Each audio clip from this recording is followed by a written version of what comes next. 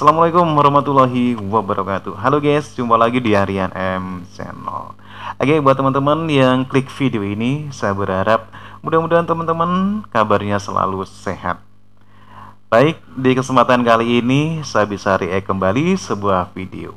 Satu video yang bertajuk ataupun berjudul yang lumayan menarik ya, lumayan bikin penasaran kita, lumayan serem juga sih ya, dari Bagi-Bagi Channel dengan judul videonya Karma Beruntun. Eropa tidak bisa hidup tanpa ekspor Indonesia. Benarkah demikian? Kita tahu ya, emang untuk akhir-akhir ini ya, berita tentang penghentian ekspor biji nikel mentah ke Eropa serta dampak-dampaknya di Uni Eropa lagi rame-ramenya ya, dimana Eropa menggugat Indonesia di WTO dan dimana Indonesia naik banding, tapi ternyata kalah Indonesia ya. Oke, ya udah, kita sebelum berkomentar kita akan lihat dulu videonya, tapi jangan lupa subscribe.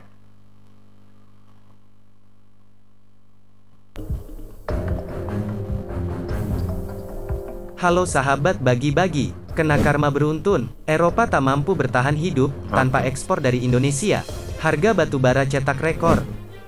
Wir sind mittendrin in einer Energiewende, eine Entwicklung, die man vor 10 Jahren nicht in diesem Ausmaß für denkbar hielt. Dan sepakat bahwa situasi saat ini betul-betul situasi yang tidak mudah. Situasi yang sangat sulit untuk semua negara. Untuk semua negara. Negara besar, negara maju, semaju apapun sekarang ini semuanya pada posisi yang sangat sulit.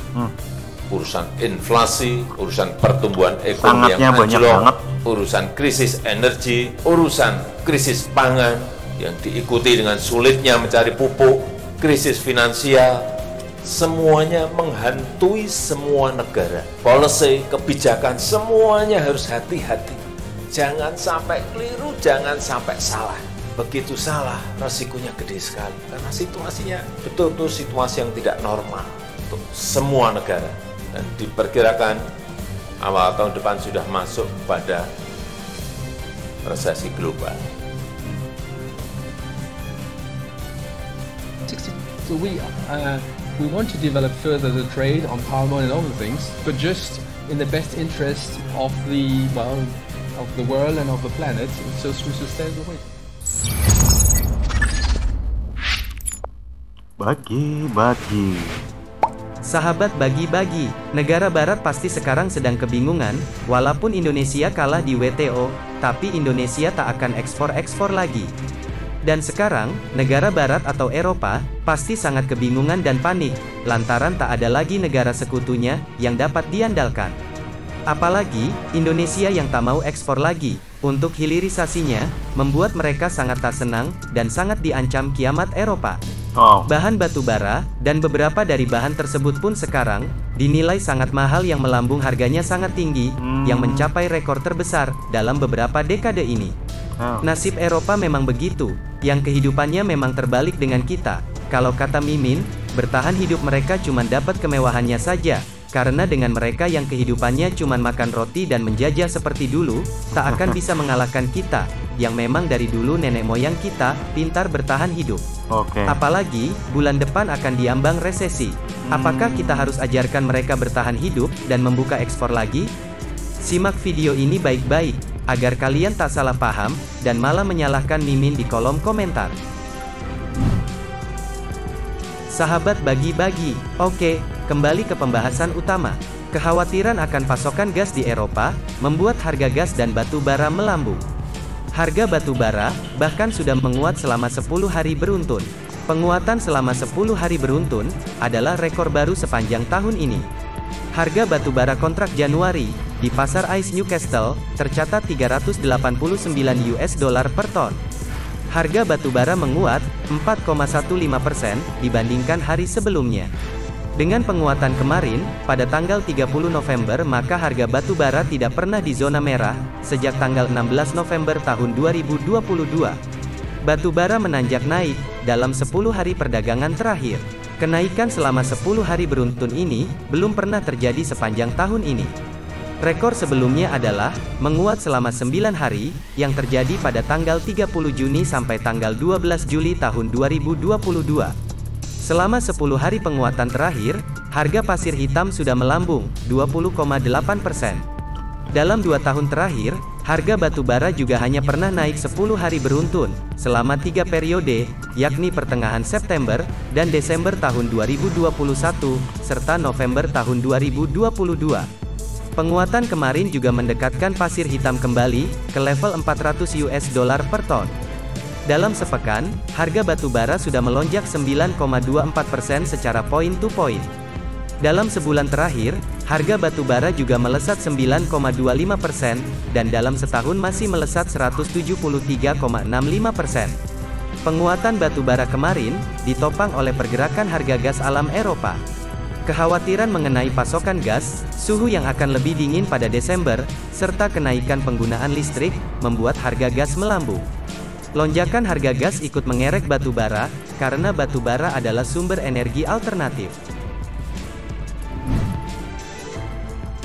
Sahabat bagi-bagi, harga gas alam EU dan TTF melonjak 14,3% kemarin ke 146,40 euro per megawatt jam. Harga tersebut adalah yang tertinggi sejak pertengahan Oktober tahun 2022. Pasokan gas di Eropa rata-rata dilaporkan berada di 93,6%.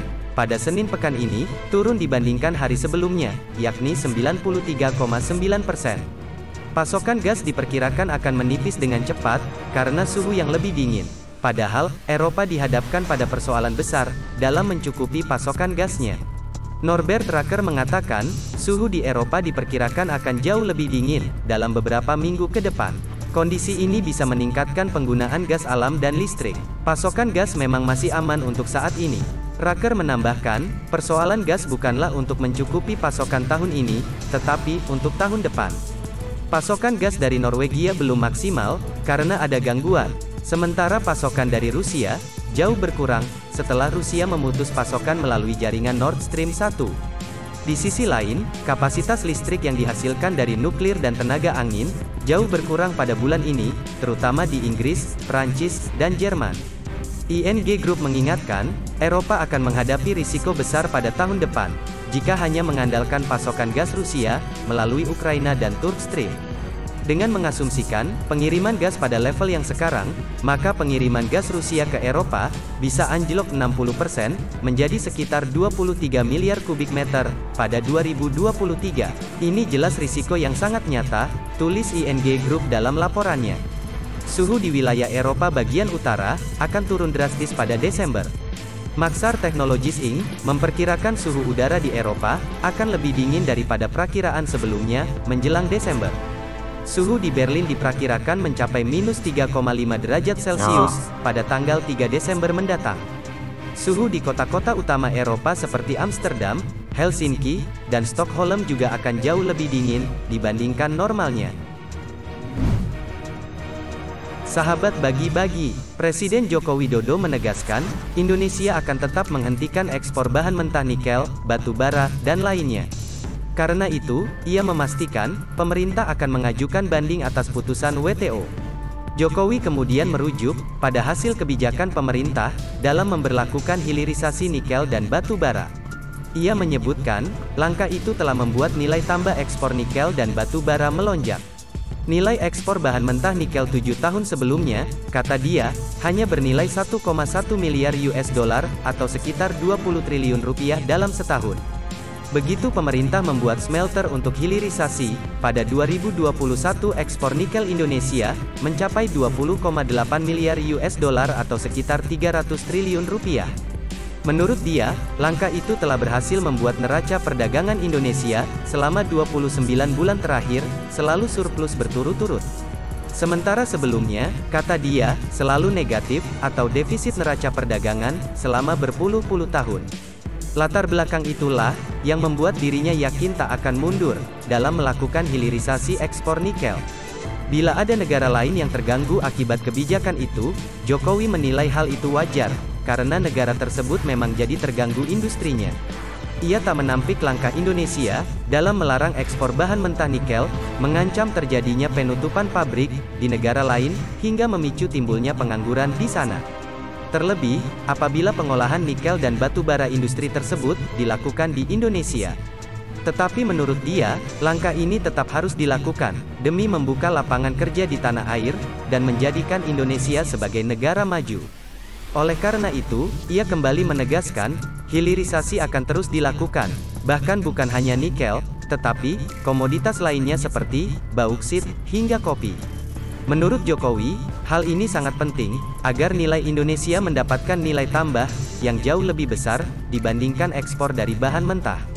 Ia pun memperingatkan pada jajarannya agar jangan sampai Indonesia terlena untuk mengekspor bahan mentah yang telah berlangsung selama ratusan tahun itu. Sahabat bagi-bagi, bagaimana menurut kalian? Sekarang negara barat sedang kelimpungan, sedang mencari bahan-bahan untuk bertahan hidup. Apalagi, tinggal 1 bulan lagi, menuju tahun 2023, yang diramalkan akan resesi global. Akankah mereka menjalankan misi penjajahan lagi, untuk merebutkan kekayaan alam untuk bertahan hidup? Mari kita saksikan terus, gerak-gerik mereka yang sekarang semakin jelas arahnya kemana. Semoga, para TNI, dan pertahanan kita, mudah-mudahan sudah sangat kuat, untuk menghadapi mereka, kalau mereka sudah mulai agresif. Merdekalah Indonesia seutuhnya, merdeka. Oke, demikian tadi teman-teman ya, satu video ya yang cukup menarik ya. Eropa memang negara maju teman-teman ya, memang pusatnya industri Eropa ya. Tapi Eropa tidak bisa terlepas ya atas ketergantungannya dengan negara-negara penghasil bahan mentah seperti Indonesia ya. Dari sekian banyak ekspor ke Eropa seperti biji nikel dan batu bara ya, paling enggak Indonesia punya sekian persen ya dari kuota ekspor ke Uni Eropa ya.